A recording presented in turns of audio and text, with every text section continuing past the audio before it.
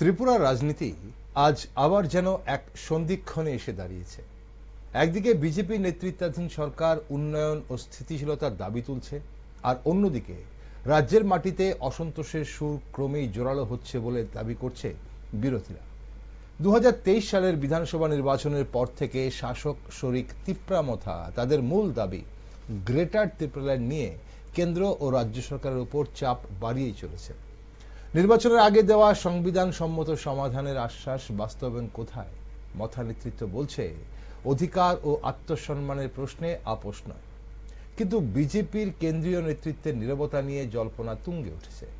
অন্যদিকে বিরোধী দলগুলো এবং তাদের শাখা সংগঠন রাজ্যের বেকারত্ব, ক্রমবর্ধমান মূল্যবৃদ্ধি, নেশা ও মাদক পাচারের প্রসার, আইন শৃঙ্খলার অবনতির মতো বিভিন্ন বিষয় নিয়ে নিয়মিত আন্দোলন করছে। তারা দাবি করছে রাজ্যে বিরোধী কণ্ঠকে দমন করা হচ্ছে এবং প্রশাসনের দলীয় প্রভাবের বাইরে নেই। এদিকে শাসক বিজেপি নেতৃত্ব বলছে রাজ্যে শান্তি ফিরেছে, উন্নয়ন হচ্ছে, বিনিয়োগ আসছে। আর বিরোধীদের অভিযোগ, মানুষ যখন বিদ্যুৎ, চাকরির নিরাপত্তা, মাদক ও দুর্নীতি নিয়ে ক্ষুব্ধ, তখন এই শান্তির ছবিটা কি শুধুই কাগজে কলমে? সাধারণ মানুষ কি সত্যি ভালো আছে? ত্রিপুরার আজ প্রশ্নে ভরা এক রাজ্য। আর সবচেয়ে বড় প্রশ্ন, রাজনীতি কি মানুষের জন্য, নাকি মানুষ এখন শুধু রাজনীতির উপকরণ? নমস্কার, আমি দীপেন, আর আপনারা দেখছেন নিউজ ভ্যানগার্ড।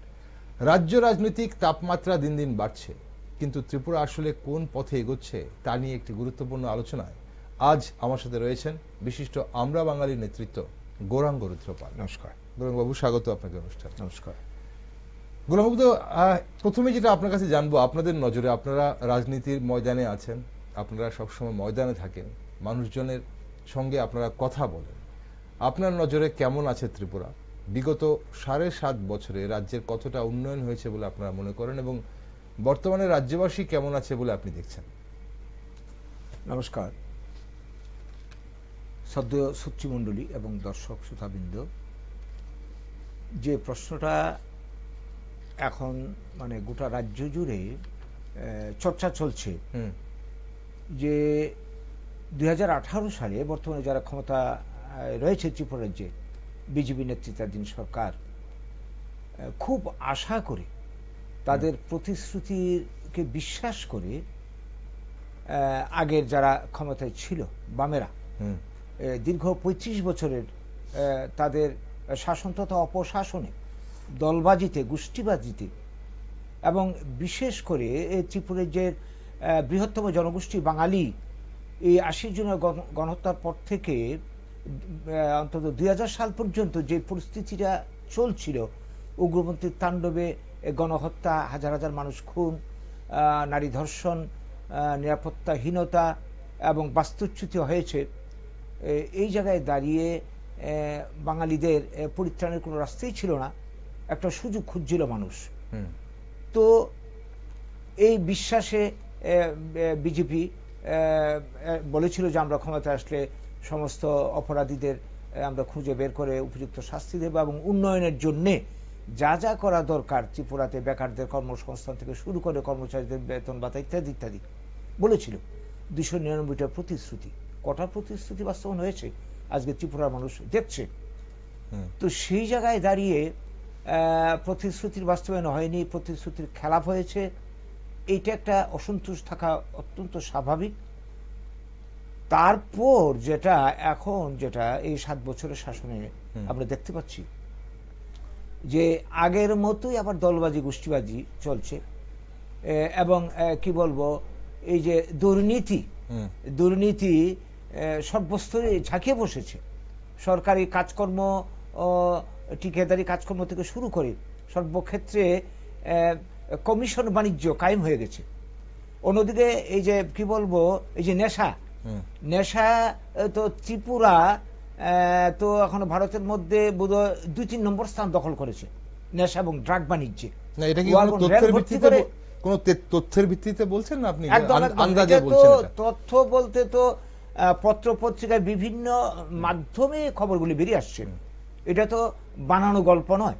রেলের ওয়াগন করে মানে পাচার হচ্ছে, এটা তো আমরা কোনোদিন কল্পনাও করতে পারিনি। কাজে এই সত্যতা লুকাবার নয়।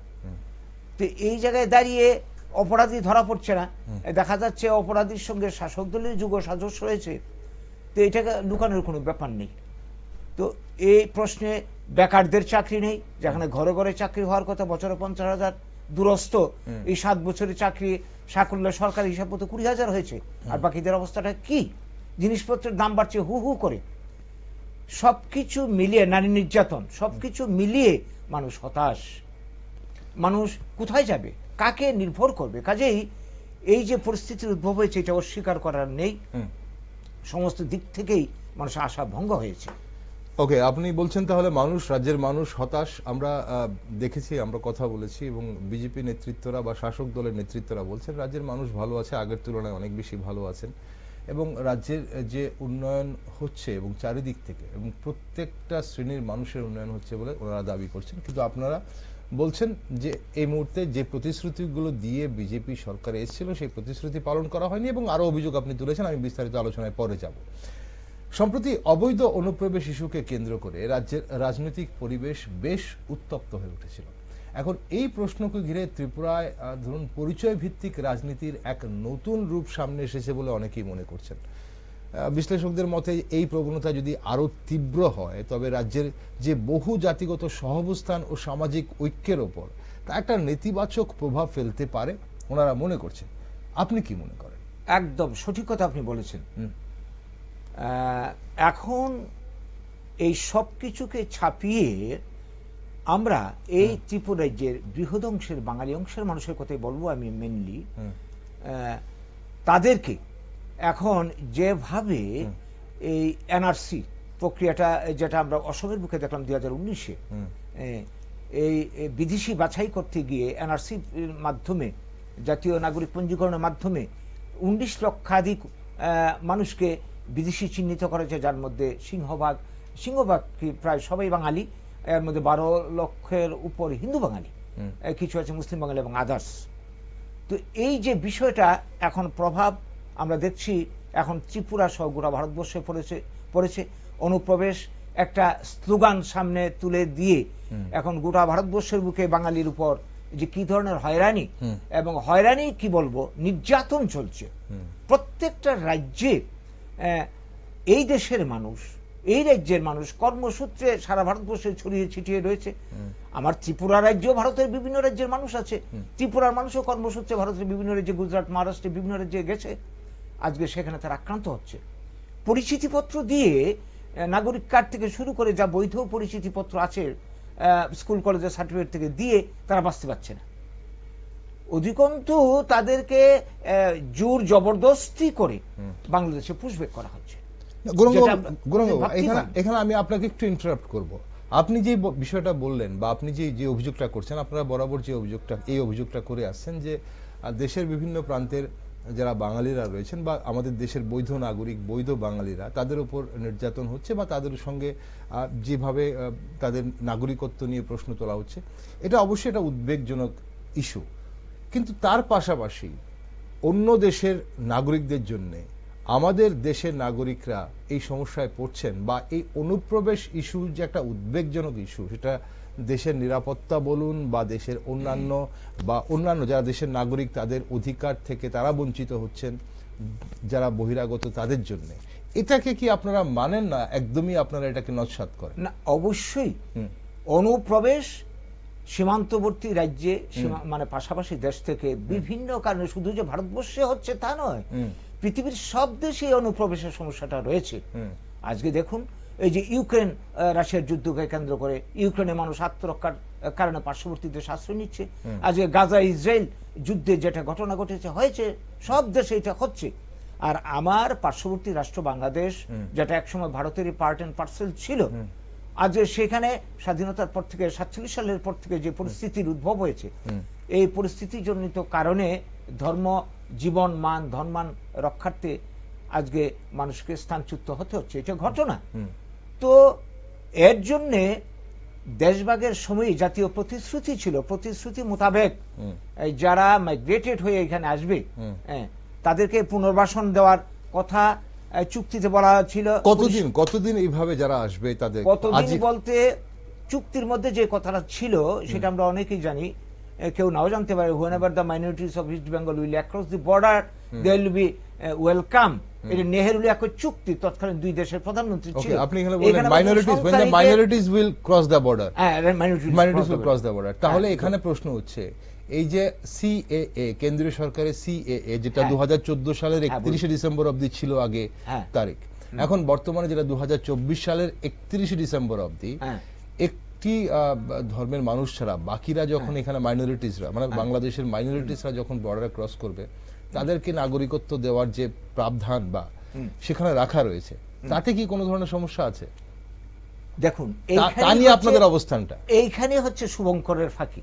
আচ্ছা, এই যে সিএএ এর কথা বলা হচ্ছে, যে যারা এই মানে কি বলবো, আগে ছিল 2014, এটাকে বাড়িয়ে এই কদিন আগে মাত্র করা হলো, 10 বছর বাড়ানো হয়েছে, 2024 করা হয়েছে। বলা হচ্ছে যে ওপার বাংলা, পাকিস্তান, আফগানিস্তান থেকে হিন্দু, বৌদ্ধ, খ্রিস্টান, জৈন, ফার্সি, এইরকম 4-5টা কমিউনিটি ধর্মীয়, তারা যদি এখানে আসে পরিস্থিতিগত কারণে, তাদের কোনো চিন্তা নেই, তাদের নাগরিকত্ব দেওয়া হবে। এবং এর জন্যই সংবিধান সংশোধন মানিত সিএ করা হয়েছে। কাজেই তাদেরকে আমরা অনুপ্রবেশকারী হিসেবে দেখছি না। আমরা অন্যান্য যারা আসবে তারা অবশ্যই অনুপ্রবেশকারী, তারা এই দেশের ডেমোগ্রাফিকে চেঞ্জ করে দিচ্ছে, এই দেশের মানুষের সমস্যা তৈরি করছে। অবৈধ রাস্তায় যে কোনো মানুষ আসুক, অবৈধ অনুপ্রবেশকারী, আইন ভঙ্গকারী, তাদেরকে এই দেশ থেকে তাড়িয়ে দিলে আইন মেনে, দেশীয় আইন, আন্তর্জাতিক আইন মেনে, মানবতা মেনে, এই ব্যাপারে আমাদের কোনো আপত্তি নেই, প্রশ্নই আসে না। কিন্তু যেই কথাটা সিএর বলা হচ্ছে, এটা একটা পুরা মানে কি বলবো, একটা ভাউতাবাদী ছাড়া আর কিছুই না। তার কারণ এই সিএর সুবিধা নিতে গেলে যেই যে টার্মস এন্ড কন্ডিশন উল্লেখ করা আছে আইনের মধ্যে, প্রথমেই বলা হয়েছে যে ধর্মীয় কারণে নির্যাতিত হয়ে এসেছে এরকম প্রমাণপত্র সহ কেউ যদি এখনো নাগরিকত্ব না পেয়ে থাকে এই দেশের, যে কমিউনিটির কথা বলা হলো, হিন্দু সহ, সংখ্যালঘু সহ, তাদেরকে এই সি আইনের মাধ্যমে তাদের নাগরিকত্ব দেওয়ার একটা প্রভিশন ব্যবস্থা করা হয়েছে। কিন্তু প্রথম প্রশ্ন হচ্ছে, যিনি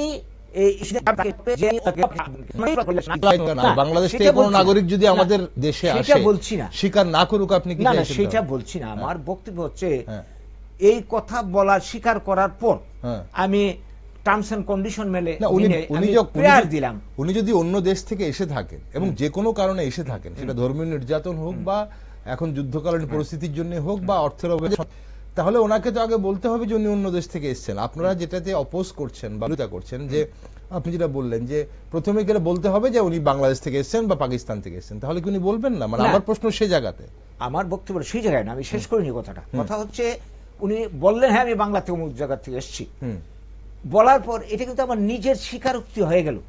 এইবার আমি টার্মস এন্ড কন্ডিশন মেনে, টার্মস কন্ডিশন মধ্যে অনেকগুলি ফ্যাক্টর রয়েছে, দীর্ঘ আলোচনার বিষয়, এতটা সময় পাবো কিনা জানি না। তো আমি কিন্তু রাষ্ট্রহীন নাগরিক হয়ে গেলাম, 1 নম্বর প্রশ্ন। এখন কথা কোথায় হবে, কোথায় যাব, কেন কথাটা বলছি, এই বিষয়টা নিয়ে আজকে ক বছর পেয়েছে, এই জায়গাতে আমাদের সন্দেহটা দানা বাচ্ছে, সংশয়টা বাচ্ছে, চিন্তা হচ্ছে, এই হচ্ছে একটা কথা। তাছাড়া আমি যদি পার্টিকুলার বলি, আমরা ত্রিপুরার মানুষ, দেখুন আমি একটা বই এনেছি দেখাবার জন্য, এটা আপনারা জানবেন বা দেশের শিক্ষিত মানুষ অবশ্যই জানবে, সবাই নাও জানতে পারে। এটা দ্য সিটিজেনশিপ অ্যাক্ট 1955, নাগরিকত্ব আইনের সম্পর্কিত সংবিধানের বই। এই বইয়ের মধ্যে যে কথাগুলি সিএ সম্পর্কে বলা আছে, এই অনুযায়ী আমরা দেখতে পাচ্ছি যে উত্তর পূর্বাঞ্চলের কয়েকটা রাজ্য, ত্রিপুরা, অসম, মেঘালয়, তারপর কি বলবো মিজোরাম, এই 4টা রাজ্যে সিএ যেখানে যেখানে ষষ্ঠ তফসিলের মতো, এডিসির মতো আইন রয়েছে সেখানে প্রযোজ্য না।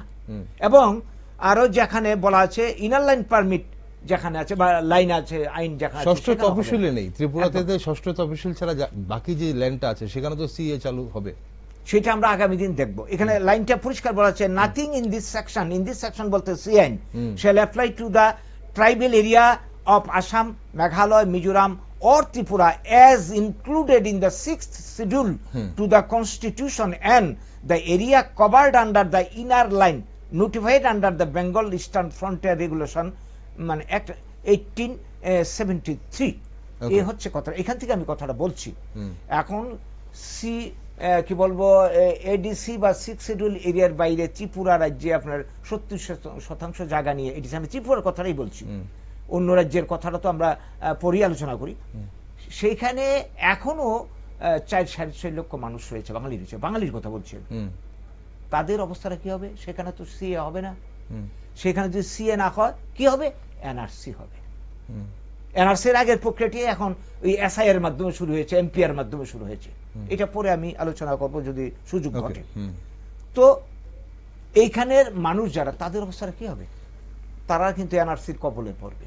এবং এনআরসি যে তারা বলতে বাঙালি, অবশ্যই মেইনলি বাঙালি। বাঙালি, কিন্তু বাঙালি কারা? তারা কি ভারতীয় নাগরিক? অবশ্যই, অবশ্যই। যারা দীর্ঘদিন ধরে স্বাধীনতার পর বা কি বলবো ত্রিপুরা ভারত মুক্তির পর সেখানে থাকছে, তাদের নাগরিকত্ব নিয়ে ভয় কেন? মানে সমস্যাটা কোন জায়গায়? তাদের নাগরিকত্ব, তারা যদি ভারতীয় নাগরিক হয়ে থাকে তাহলে এনআরসি হোক বা সিএ হোক, তাহলে ভারতীয় নাগরিকদের যদি বৈধ ডকুমেন্ট সহ যদি ভারতীয় নাগরিক হয়ে থাকে তাহলে ওনাদের ভয় কোন জায়গাটাতে? বাঙালি হোক বা ত্রিপুরা। ভয়টা হচ্ছে দুটো তিনটে দিকে। একটা হচ্ছে অসমের যে চিত্র আমরা দেখলাম, অসমের চিত্রে দেখা গেছে এনআরসির ডকুমেন্ট সাবমিট করতে গিয়ে দেখা গেছে 100 বছর ধরে সেখানে থাকছে, যাদের কাছে ডকুমেন্টস রয়েছে, যা যা কাগজপত্র ডকুমেন্টস ছিল সব দেওয়ার পরেও কোন একটা অজুহাত দেখিয়ে আজকে 19 লক্ষ মানুষকে মানে কি বলবো বিদেশি চিহ্নিত করা হয়েছে। আর যারা গরিব অংশের মানুষ, ডিসপ্লেস পারসন যারা আজকে দেশভাগের বলি বা পরিস্থিতির কারণে এদিক থেকে এদিকে বারবার স্থান ত্যাগ করতে হয়েছে, অনেকে সাধারণ মানুষ ডকুমেন্টস হয়তো রাখতেও পারেনি প্রয়োজন ডকুমেন্ট, বিভিন্ন কারণে, প্রাকৃতিক দুর্যোগ, নানান কারণে তারা তো এই আইনের কবলে। তাহলে আপনাদের ভয়টা কি শুধুই কি আসামকে সামনে রেখে, নাকি এই যে আইনগুলো বা এনআরসি বলুন বা সিএএ বলুন তার মধ্যে এমন কিছু লেখা আছে বা এমন কিছু করা আছে যেখানে আপনাদের মনে হচ্ছে ভয় হচ্ছে, নাকি শুধু আসামে এই অবস্থা হয়েছে বলে আপনারা ত্রিপুরাকে নিয়ে এই ভয় থেকেই বাকিগুলো আমরা বলছেন? আসাম হয়েছে বলেই না, এই আইনটা ধীরে ধীরে যে সমস্ত রাজ্যে মানে এক্সপান্ড হচ্ছে, উত্তর পূর্বাঞ্চল তো সবকটা রাজ্য কথা বললাম, আসামের মানে প্রায় মেজরিটি বাঙালি, যদিও এখনো সংখ্যালঘু দেখানো হচ্ছে, মেজরিটি বাঙালি এই আইনের কুবে পড়েছে। মেঘালয়ে প্রচুর বাঙালি রয়েছে, আপনার মিজোরাম প্রত্যেকটা স্টেটে বাঙালি রয়েছে, আর ত্রিপুরাতে তো 70% বাঙালি।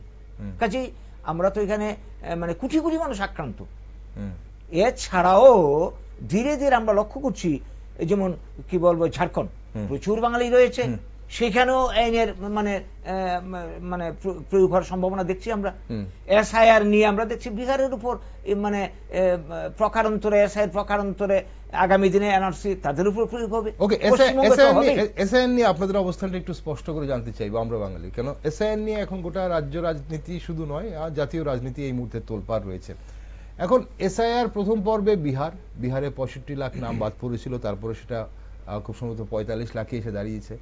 এখন এরপর দ্বিতীয় পর্যায়ে 9টি রাজ্য এবং 3টি কেন্দ্রশাসিত অঞ্চলে হচ্ছে। অনেকেই ধারণা করেছিলেন যে ত্রিপুরাতেও দ্বিতীয় পর্যায়ে, যেহেতু সীমান্তবর্তী রাজ্য, ত্রিপুরাতে এসআইআর হবে। আপাতত ত্রিপুরাতে এসআইআর হচ্ছে না, আগামী দিনে হতে পারে। আপনাদের অবস্থান কি এসআইআর?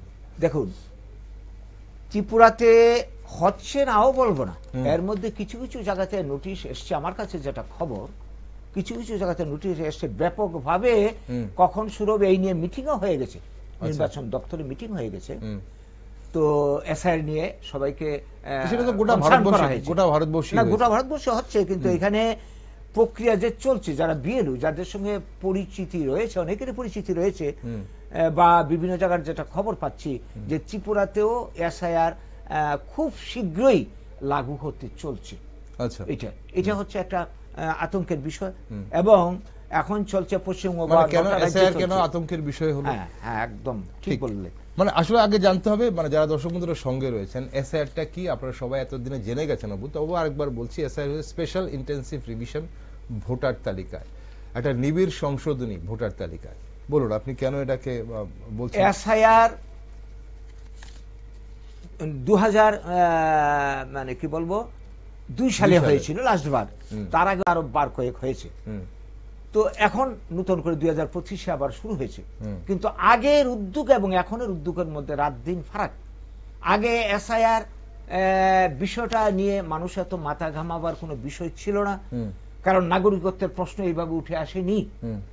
তাছাড়াও যেটা আমরা এখন লক্ষ্য করছি, এই যে বিহারে এটা করতে গিয়ে যেই চিত্র বেরিয়ে এলো, যে দেখা গেছে এখন আমরা দেখলাম যে 65 লাখ, এটা কমেছে কিছুটা, আপনি যেটা বললেন 45 লাখে এসছে।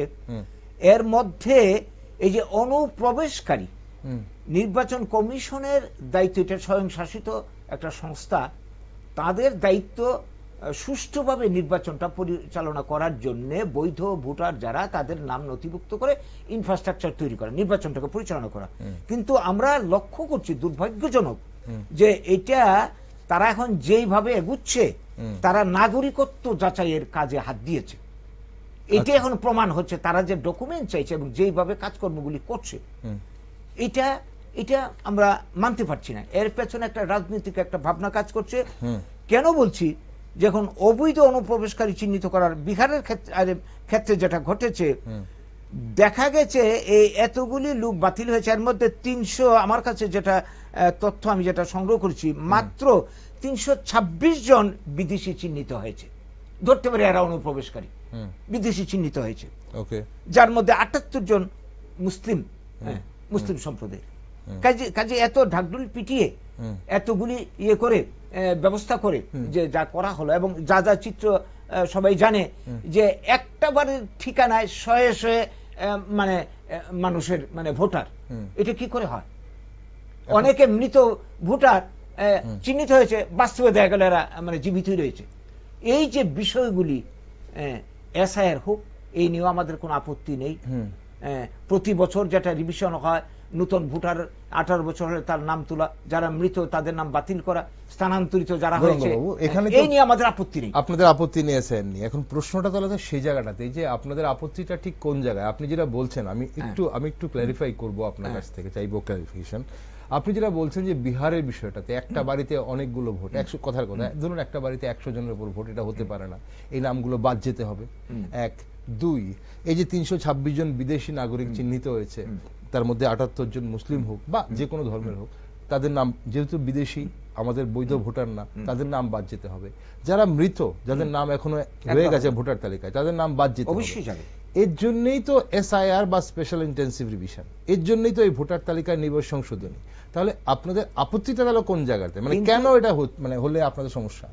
ঘটনা হচ্ছে এর পেছনে একটা রাজনীতির অভিসন্ধি কাজ করছে, এবং একটা আতঙ্ক, এমন একটা পরিবেশ তৈরি হয়ে গেছে এই এসআইআর কে কেন্দ্র করে। দেখুন এই পশ্চিমবঙ্গে এসআইআর কাজ শুরু হলো বেশি দিন না, এর মধ্যে এই আতঙ্কে অনেকে মানে 2-3 জন মধ্যে আত্মহত্যা করেছে।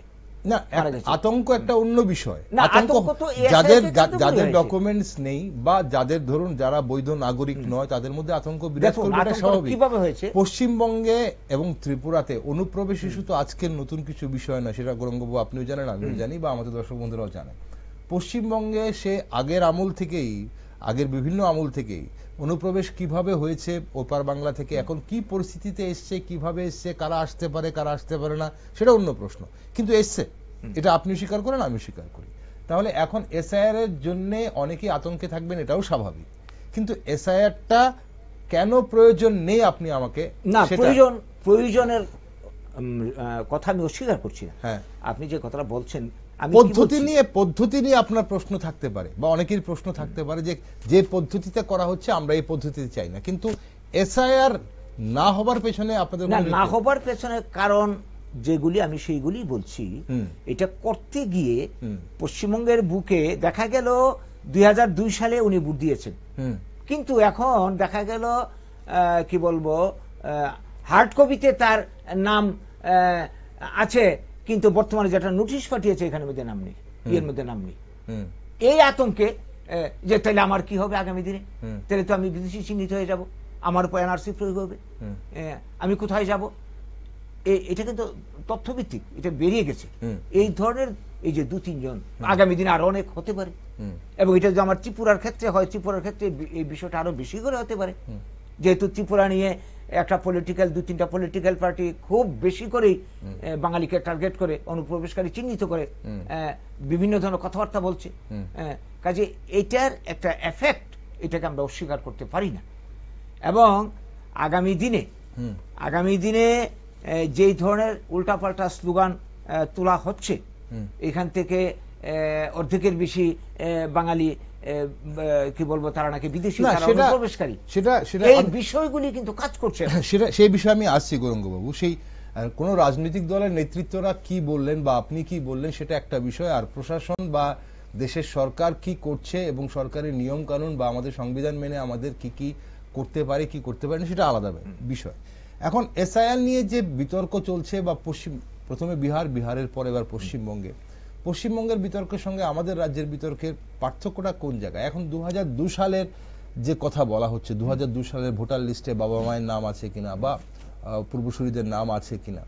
এখন ত্রিপুরাতে তো 2002 সালে এসআইআর হয়নি, খুব সম্ভবত 2003 সালে হয়েছিল।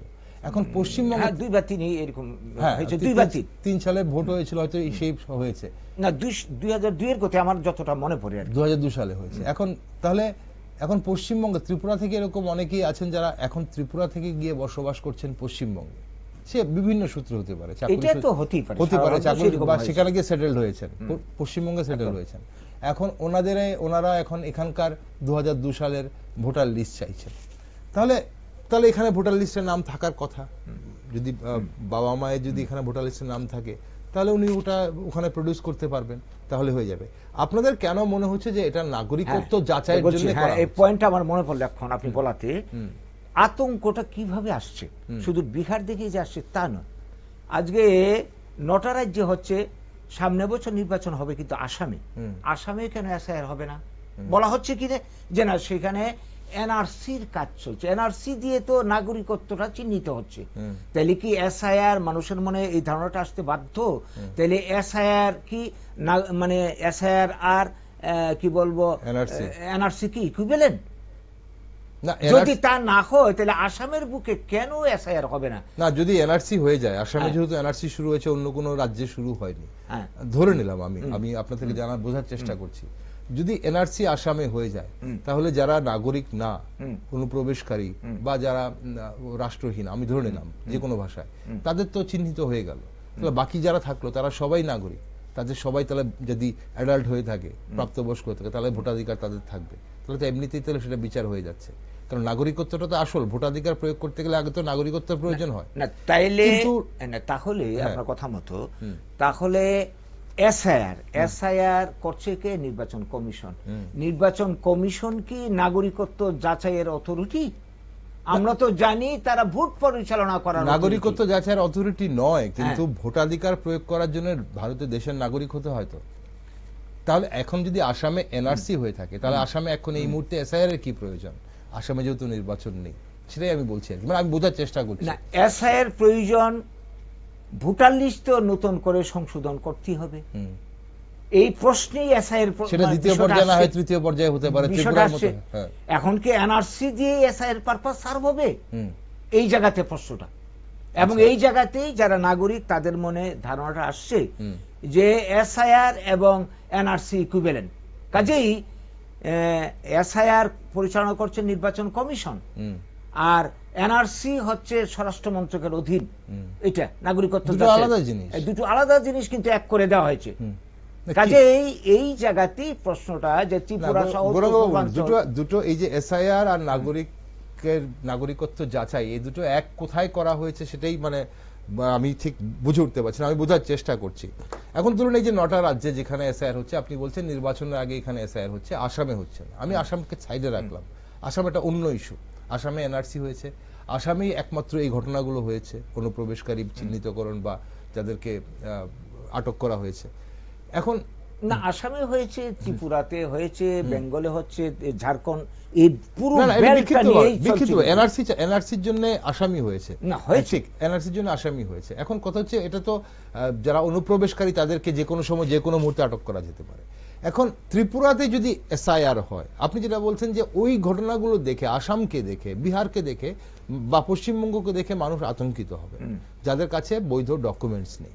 তাহলে এরা যাদের কাছে বৈধ ডকুমেন্টস নেই, যাদেরকে আপনি চেনেন না, আমি চিনি না, তারা বাঙালি হোক বা তিপ্রাসা অংশের হোক বা জনজাতি গোষ্ঠী হোক, তারা যে আমার দেশের বৈধ নাগরিক, তাহলে সেটা কিভাবে যাচাই করা হবে? বৈধ নাগরিক কিনা এত বছর দেখুন, এসআইআর বাদ দিলাম, আমি এসআইআর কে ছেড়ে দিলাম সাইডে। এই কথা বলে তো অনেক কথা বলতে হয়। কথা হচ্ছে কি, প্রথম আমাদেরকে কি করা হলো, ভোটের প্রশ্নে আমাদেরকে এপিক কার্ড দেওয়া হলো। প্রথম কিন্তু এপিক কার্ড ছিল না শুরুতে, শুধুমাত্র ভোটার লিস্টে নাম আছে কিনা তারাই লাইন ধরে গিয়ে ভোট দিত, পাঠানো হতো, দিত। তারপরে কমিশন এপিক কার্ড চালু করলেন, সচিত্র পরিচিতিপত্র দিলেন এবং বলা হলো এটা নাগরিকত্বের একটা প্রমাণ। এই নিয়ে আমরা অনেক কাজ করতে পারি। যাই হোক, পরবর্তীকালে টিএন সেশনে এসে আরো অনেকটা রিভিউ করলেন, অনেক ডেভেলপ করলেন। এখন যে জিনিসটা করতে করতে যে জিনিসটা এখন গিয়ে দাঁড়ালো, এইবার এই 11টা-12টা ডকুমেন্টস দেখানো হচ্ছে ইয়ে করতে গেলে, কি বলবো, এখন যদি এসআইআর এর সুবিধা আমরা নিতে চাই, 11টা-12টা ডকুমেন্টের কথা এটা সবাই এর মধ্যে জেনে গেছে। এবং তারা যে ফরম্যাট এখন যেটা ধরিয়ে দিচ্ছে এসআইআর করার প্রশ্নে, এই ফরম্যাটে 2টো পাতা রয়েছে। আমি এটা সংগ্রহ করতে পারলাম না, আমি ইয়েতে দেখেছি, সামাজিক মাধ্যমে, সোশ্যাল মিডিয়াতে দেখেছি। প্রথম পাতা না, দ্বিতীয় পাতাটা মধ্যে সমস্ত ভিতরের আসল কথাগুলি রয়েছে, যেগুলি প্রমাণপত্র দিতে হবে, যেটা 1950 সালের 26শে জানুয়ারি থেকে 87 পর্যন্ত যারা ভারতবর্ষে এসেছে বৈধ নাগরিক যারা, তারা জন্মসূত্রে তারা এই দেশের নাগরিক, তাদের জন্য কোনো ভাবনা নেই, এই কথা বলা হচ্ছে সরকারের পক্ষ থেকে, কমিশনের পক্ষ থেকে বলা হচ্ছে। পরের যারা, তাদেরকে 2-3টা স্লেভে ভাগ করা হয়েছে, তাদের ক্ষেত্রেই হয়েছে সমস্যা। অনেকের কাছে কি বলবো, বিভিন্ন কারণেই প্রমাণপত্র নেই, সবকটা ডকুমেন্টস নেই। ওকে, আমি বুঝতে পেরে গেছি। এখন ঘটনা হচ্ছে, আমি এটা নিয়ে বিস্তারিত আলোচনা করার সময় নেই। মানে ডকুমেন্টস যাদের কাছে নেই, মানে নথিপত্র যাদের কাছে নেই, বিভিন্ন কারণে হতে পারে। প্রাকৃতিক দুর্যোগের কারণে, আমাদের 2024 সালে আমাদের এখানে ভয়াবহ বন্যা হয়েছে গত বছর, এই বন্যার কারণে অনেকেই হয়তো ডকুমেন্টস ওনাদের ভেসে গেছে, প্রাণ রক্ষা করেছেন, বাড়ির ঘর থেকে সব ভেসে গেছে। এখন যাদের কাছে নথিপত্র নেই তাদের টেনশন এবং তাদেরই উদ্বেগ হচ্ছে, এবং তারাই আপনি বলছেন আতঙ্কে আছে। আমরা সেই বিষয়টা ধরে নিলাম, আপনার কথা হচ্ছে। ওকে, এখন অনুষ্ঠানের সময় ফুরিয়ে যাচ্ছে গৌরাঙ্গবাবু। আমরা রাজ্যে আছি, ত্রিপুরাতে আছি। ত্রিপুরাতে আরেকটা বেসিক পয়েন্ট আমার বাদ পড়েছে, সেটা হচ্ছে, ধরুন আমরা কি বলবো, আমরা ত্রিপুরা রাজ্যের কথা বলি, যে 1000 অবৈধ এই ধরনের আমরা পেয়ে গেলাম,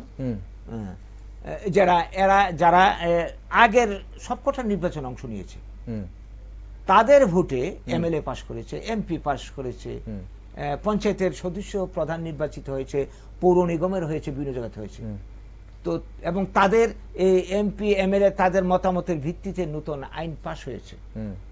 তারা যদি এখন অবৈধ ভোটার চিহ্নিত হয়, বিদেশি চিহ্নিত হয়, অনুপ্রবেশকারী চিহ্নিত হয়, ডিটেনশন ক্যাম্পে ফেরত পাঠানো হয়, তাহলে তাদের ভোটে যে আইনগুলি হয়েছে, আইনগুলির কি হবে বলুন তো দেখি। প্রত্যেক বছর তো এটা রিভিশন হয়। হ্যাঁ, রিভিশন তো হবে, রিভিশন তো হয় প্রত্যেক বছর। যখন রিভিশন হয়, নির্বাচনের আগে হোক বা পরে হোক, এবং মানে স্পেশাল ইন্টেনসিভ রিভিশন না হলো আইআর হয়। আইআর এ তো এরকম অনেকেই থাকে যারা পরিযায়ী শ্রমিক, যারা থাকেন না তাদের ভোট থাকে, বা যারা ধরুন মৃত তাদের ভোট থাকে আইআর এ, হয়তো সেগুলো বাচ্চা। এবার সেটাকে একটা, ধরুন যে অভিযোগগুলো আমরা দেখছি বিরোধী দলরা যে অভিযোগগুলো করছে, সেগুলো অ্যালার্মিং, কিন্তু এটা ভীষণভাবে উদ্বেগজনক বিষয়। যদি এরকম ভাবে এক একটা ভোটারের 22 জায়গায় নাম থাকে, কোন ভোটার 10 জায়গায় ভোট দিতে পারছে, সচিত্র পরিচয়পত্র আছে, তাহলে সেই নামগুলোকে বাছাই করার জন্য, বাদ দেওয়ার জন্য আমরা কেন বারবার অনুপ্রবেশে যাচ্ছি? আমরা যে ডুপ্লিকেট ভোটার যে আছে সেগুলোকে বাদ দেওয়ার জন্য, যারা মৃত ভোটার, যারা নেই, তাদেরকে বাদ দেওয়ার জন্য তো এসআইআর প্রয়োজন। তাদের জন্য তো কোনো প্রশ্ন নেই, প্রশ্নটা উঠেছে অনুপ্রবেশকারী বিতরণের বিষয়টাকে সামনে রেখে তাদেরকে টার্গেট করে যে কাজগুলি হচ্ছে এই নিয়ে কিন্তু আপনারা সেটার জন্য আপনাদের ধারণা যে এটা টার্গেট করে হচ্ছে।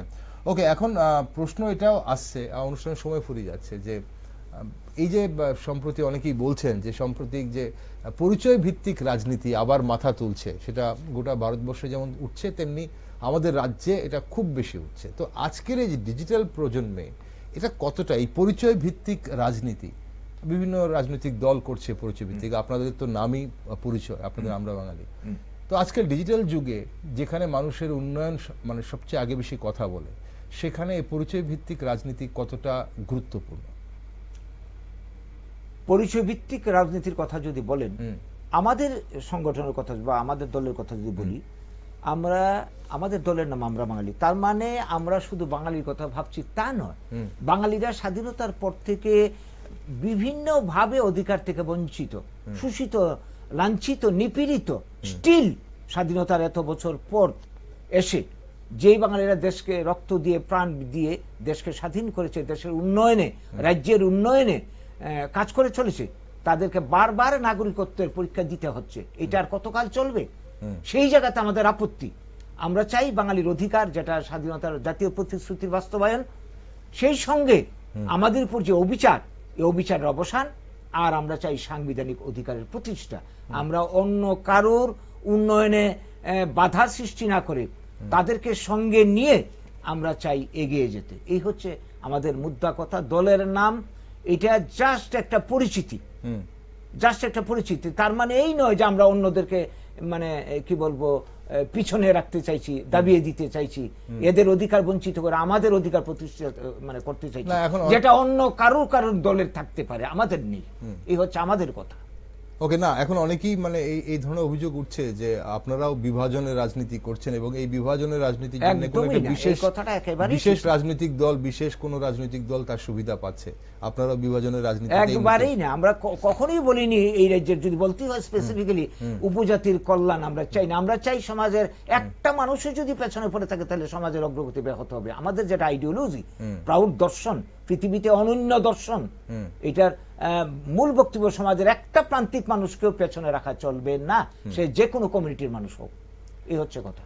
ওকে, একটা শেষ প্রশ্ন এই মুহূর্তে রাজ্যের জনগণের জন্য, আমরা অবশ্যই এসআইআর বা এই যে যেগুলো আপনি বলছেন সিএ, এসআইআর বা এইসব পরিচয় ভিত্তিক রাজনীতি ছাড়া রাজ্যের মানুষের জন্য আপনাদের কি দাবি? কারণ আপনারা তো আমরা দেখেছি এই ধরনের ইস্যুগুলো নিয়েই আপনারা পরিচয় ভিত্তিক রাজনীতিতেই আপনারা দেখি বেশি আপনাদের, কিন্তু মানুষের স্বার্থে আর কি কি স্বার্থে আপনারা পথে আছেন এবং আপনাদের মূল দাবিগুলো কি আছে? প্রথমেই বলেছি আমাদের আন্দোলনের, আমাদের মানে যেটা লক্ষ্য, আমরা প্রথম আমাদের উপর যেটা অবিচারের অবসান চাই, বঞ্চনার অবসান চাই, সাংবিধানিক অধিকার প্রতিষ্ঠা চাই, সেই সঙ্গে আমাদের পরিকল্পনা, আমাদের যেটা দর্শন ভিত্তিক যে পরিকল্পনা, আমরা চাই স্বয়ং সম্পূর্ণ একটা সামাজিক অঞ্চল এর মধ্যে যত রিসোর্স রয়েছে, প্রাকৃতিক সম্পদ, কি বলবো, মানব সম্পদ, সবগুলিকে কাজে লাগিয়ে ব্লক ভিত্তিক উন্নয়ন পরিকল্পনা তৈরি করে সমাজের 100% মানুষের কর্মসংস্থান নিশ্চিত গ্যারান্টি,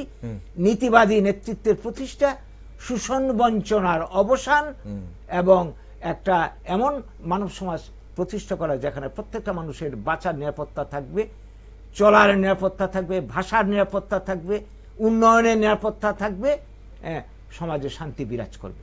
এই হচ্ছে আমাদের টার্গেট। সবাইকে নিয়ে আমরা বাঁচতে চাই। অসংখ্য ধন্যবাদ গুরঙ্গবাবু, জাতি উপজাতি সবাইকে নিয়ে অসংখ্য ধন্যবাদ গুরঙ্গবাবু সঙ্গে থাকার জন্য। অবশ্যই সেটাই আমাদের মূল লক্ষ্য হওয়া উচিত, আমাদের এই রাজ্যের সহাবস্থান যেন সুন্দর থাকে, সৌভ্রাতৃত্ব যেন ভালো থাকে, রাজনীতি জায়গায় চলবে, তবে যেন আমাদের শান্তি সম্প্রীতির পরিবেশ যেন কোনোভাবে নষ্ট না হয়, তার দিকে আপনাদেরও গুরু দায়িত্ব নিতে হবে। নিশ্চয়ই নিশ্চয়ই, অবশ্যই। অসংখ্য ধন্যবাদ। নমস্কার। দর্শক বন্ধুরা, রাজ্যের রাজনীতির পরিবেশ যাই হোক, তা যেন জনগণের উন্নয়নের হাতিয়ার হয়, এটাই আজ সময়ের দাবি। মানুষ চায় এমন রাজনীতি যেখানে নেতারা দলীয় স্বার্থ নয়, রাজ্যের স্বার্থকে অগ্রাধিকার দেবেন।